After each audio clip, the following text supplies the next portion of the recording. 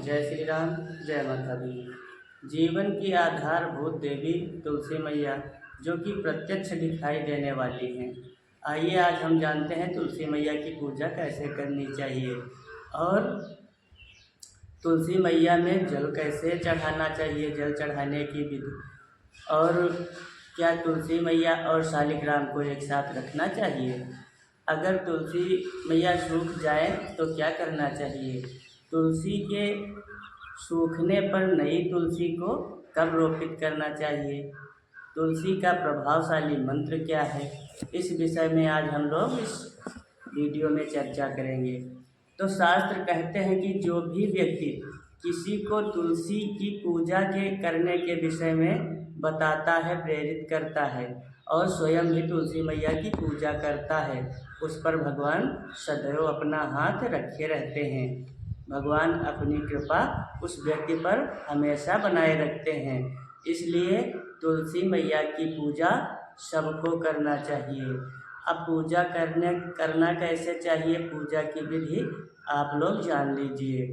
सर्वप्रथम तुलसी जी की पूजा की विधि क्या है, क्या होनी चाहिए। तो हाथ में एक पुष्प लेकर के और देवी माता को प्रणाम करना चाहिए।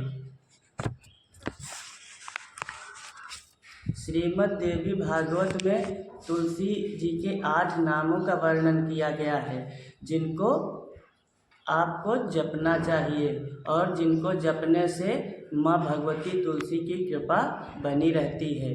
तो हाथ में एक पुष्प लेकर के और तुलसी मैया के इन 8 नामों का जप करना चाहिए, नामों का स्मरण करना चाहिए। आप लिखना चाहें तो इन नामों को लिख सकते हैं।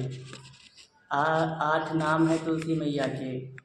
तो number 1 Vrinda, number 2 Vrindavani, number 3 Vishwapujita, number 4 Pushpasara, number 5 Vishwapavani, number 6 Tulsi, number 7 Nandini और नंबर 8 कृष्ण जीवनी। इस प्रकार से इन 8 नामों को लेकर के और आपको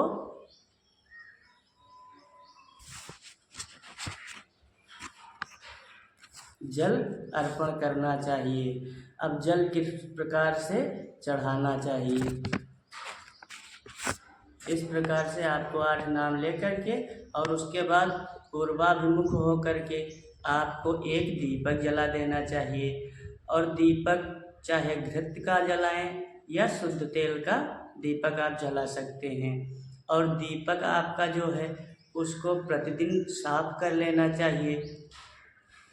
अगर उसमें कालिक आदि लग जाती है तो ऐसा कालिक लगा हुआ दीपक आपको नहीं प्रयोग करना चाहिए। दीपक को शुद्ध करके साफ करके ही जलाना चाहिए। और दीपक पूर्वाभिमुख होकर के जलाना चाहिए, पूर्व दिशा की ओर जला करके दीपक रखना चाहिए। दीपक किसी चाहे पुष्प के ऊपर या किसी पात्र के ऊपर आपको रखना चाहिए।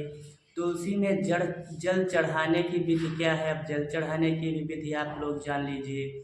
जिस तरह से सूर्य भगवान को अर्घ अर्पण किया जाता है, उसी प्रकार से तुलसी मैया के लिए भी जल चढ़ाया जाता है। तो आपको एक चाहे तांबे का लोटा हो या पीतल का हो, आपको उसमें शुद्ध जल भर लेना है और ताज़ा जल होना चाहिए, बासी जल नहीं चढ़ाया जाता है। तो आपको अगर आपके पास मान लीजिए ताज़ा जल नहीं मिल पाता है तो आपको गंगा जल पहले डाल करके उसमें शुद्ध जल डाल करके और एक लोटा जल बना लेना चाहिए। जल आपको 3 बार में चढ़ाना है। जिस प्रकार से सूर्य भगवान को 3 बार में जल चढ़ाया जाता है, जल अर्पण किया जाता है, उसी प्रकार से तुलसी मैया को भी 3 बार में जल अर्पण करना चाहिए। पहले थोड़ा सा जल अर्पण करें और उसके बाद एक परिक्रमा करें और उसके बाद फिर थोड़ा सा जल अर्पण करें, फिर एक परिक्रमा करें। इस प्रकार से आपको 3 परिक्रमा करते हुए तुलसी मैया के जड़ में आपको जल अर्पण करना है। और 3 बार जल तुलसी मैया की जड़ में ही चढ़ाना चाहिए। और उसके बाद जब चौथी बार आप जल चढ़ाएं तो आपको तुलसी मैया की जड़ से लेकर के और ऊपर तक संपूर्ण भाग में जल अर्पण कर देना चाहिए।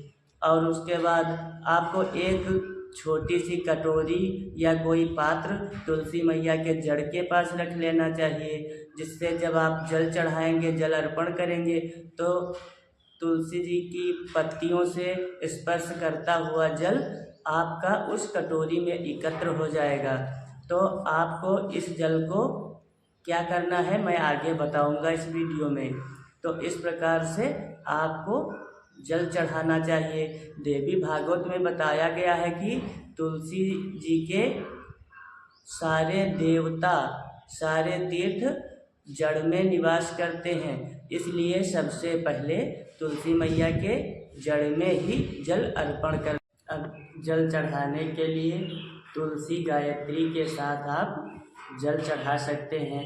मंत्र इस प्रकार से है, आप लिखना चाहें तो लिख सकते हैं।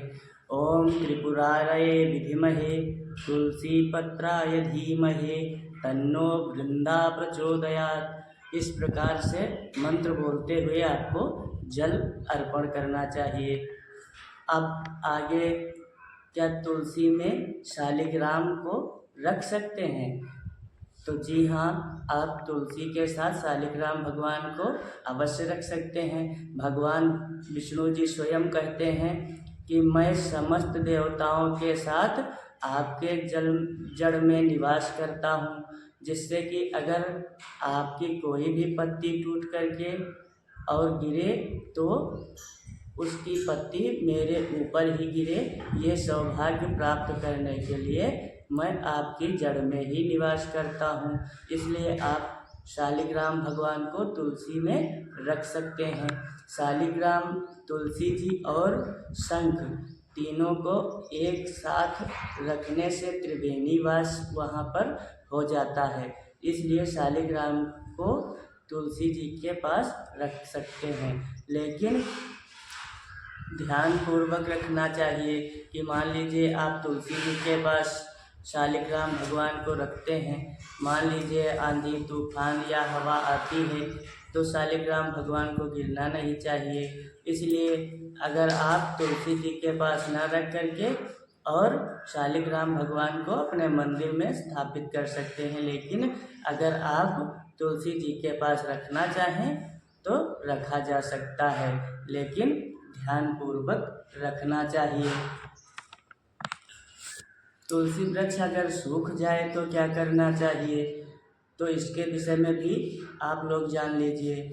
अगर तुलसी जी का वृक्ष सूख जाता है तो इस सूखे हुए वृक्ष को, तुलसी मैया के पेड़ को क्या करना चाहिए, तो आपको घबराना नहीं है और किसी भ्रम में नहीं पड़ना है।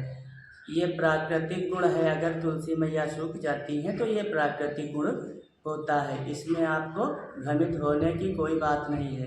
क्योंकि कुछ लोग ये कहते हैं कि कोई विपत्ति आने वाली है, कोई आपत्ति आने वाली है, इसलिए तुलसी मैया सूख गई हैं, लेकिन ऐसा कुछ नहीं है, ये प्राकृतिक गुण है। अगर तुलसी मैया सूख जाती हैं तो आप क्या करें, आपको करना ये है कि आप दोनों हाथों से पकड़ करके तुलसी मैया को निकाल लेना है, और निकाले के बाद तुलसी मैया में जो पतले पतले काष्ठ होते हैं उनको थोड़े थोड़े करके तोड़ लेना है। तुलसी मैया की जड़ को भी तोड़ लेना है, तोड़ करके और सभी भागों को एकत्र करके आपको व्यवस्थित और रख लेना है। शुद्धता के साथ आपको तुलसी मैया के सारे भागों को एकत्र करके रख लेना है। क्योंकि अगर आपके घर की तुलसी मैया सूख गई हैं और आपको शालिग्राम भगवान की पूजा करनी है तो आप क्या करेंगे, कहाँ से तुलसी मैया की पत्ती लाएंगे, तुलसी दल कहाँ से लेकर के आएंगे?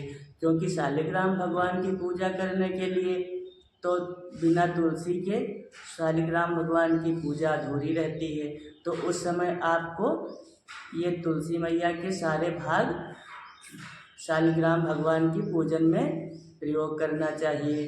जैसे आपको तुलसी मैया का कोई भी भाग अर्पण करना है शालिग्राम भगवान की पूजा में, तो चाहे सूखी हुई पत्ती हो या हरी पत्ती हो, आपको अर्पण कर देना चाहिए। और मान लीजिए आपके पास सूखी पत्ती हैं तो वो अर्पण करें, अगर वो नहीं है तो मूल भाग से कोई या जड़ भी अर्पण कर सकते हैं। और जब आप तुलसी मैया को निकालें तो ध्यान रखना चाहिए कि आपको तुलसी मैया की जड़ से थोड़ी सी मिट्टी लेकर के और अपने मस्तक पर ज़रूर लगा लेना चाहिए। और उसके बाद ये सारे भाग निकाल करके एकत्र करके रख लेना चाहिए। जब शालिग्राम भगवान की पूजा करें तो आपको इसी में का कुछ भाग अवश्य अर्पण करना चाहिए। अगर मान लीजिए तुलसी जी का अभाव है और नहीं मिल सकती हैं तो शालिग्राम भगवान की पूजा में तुलसी मैया का नाम ही ले लेना चाहिए, तभी शालिग्राम भगवान की पूजा पूर्ण होती है। और जब आपको नई तुलसी मैया को कब घर पे लाना चाहिए, कब लगाना चाहिए, इस विषय में भी आप जान लीजिए। तुलसी मैया कार्तिक पूर्णिमा शुक्रवार के दिन इस धराधाम पर प्रकट हुई थी, इसलिए तुलसी मैया का दिन शुक्रवार शुभ माना जाता है। तो आप शुक्रवार के दिन भी तुलसी मैया को अपने घर में ला करके घंटा शंख ध्वनि के साथ तुलसी मैया का रोपण कर सकते हैं, या बृहस्पतिवार को भी आप अपने घर पर तुलसी मैया को ला करके रोपण कर सकते हैं। जब आप तुलसी मैया का रोपण करें तो घंटा शंख ध्वनि और साथ में नैवेद्य आदि अर्पण करना चाहिए, भोग लगाना चाहिए, नैवेद्य बनाना चाहिए, प्रसाद बांटना चाहिए। इस प्रकार से तुलसी मैया का रोपण किया जाता है। तुलसी में नित्य जल अर्पण करना चाहिए। केवल रविवार के दिन आपको तुलसी मैया में जल अर्पण नहीं करना चाहिए। तुलसी मैया में रविवार को जल नहीं चढ़ाया जाता है। और पूर्णिमा, अमावस्या, द्वादशी के दिन, रविवार के दिन, संक्रांति के दिन और शरीर में तेल लगाने के बाद रात्रि के समय और संध्या के समय तुलसी दल नहीं तोड़ना चाहिए। इन समय में तुलसी दल तोड़ना वर्जित माना गया है। लेकिन रविवार को भी दीपदान आपको करना चाहिए। दीपदान अवश्य करना चाहिए और प्रतिदिन करना चाहिए। तुलसी मैया में दीपक प्रतिदिन जलाना चाहिए, चाहे रविवार हो या किसी भी दिन आपको दीपदान अवश्य करना चाहिए। तुलसी मैया को छूना नहीं चाहिए, रविवार के दिन जल नहीं चढ़ाना चाहिए, लेकिन दीपदान आपको अवश्य करना चाहिए। और तुलसी की पूरी पूजा कर लेने के बाद, जब तुलसी मैया की पूरी पूजा कर लें, उसके बाद तुलसी मैया की जो जड़ की मिट्टी होती है उसको आपको मस्तक पर ज़रूर लगाना चाहिए। ऐसा करने वाले के शरीर में कभी भी पाप प्रवेश नहीं करता है, विकार प्रवेश नहीं करते हैं।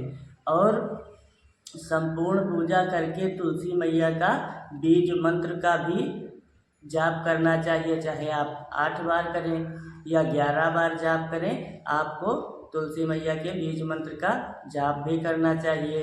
मंत्र इस प्रकार से है, अगर आप लोग लिखना चाहें तो इस मंत्र को लिख भी सकते हैं। ओम श्रीं ह्रीं क्लीं ऐं वृंदावन्यै स्वाहा। इस प्रकार से आप इस मंत्र का जाप 8 बार, 11 बार, 21 बार, जितना भी हो सके आपको इस मंत्र का जाप अवश्य करना चाहिए। अगर आप इस मंत्र का जाप करते हैं तो आपके को बहुत कुछ प्राप्त होगा, और जब आप करके देखेंगे तो आप स्वयं समझ जाएंगे कि इस मंत्र को जाप करने से, तुलसी मैया की पूजा करने से आपको कितना लाभ प्राप्त हुआ है। अब आपको मैंने बताया था कि जो एक कटोरी में जल एकत्र करना है, तो उस कटोरी का जल क्या करना है, इस विषय में भी जान लीजिए। जो आपने कटोरी रखी थी और उसमें जल एकत्र हुआ है, उसको लेकर के आप अपने सिर के ऊपर छिड़क लेंगे।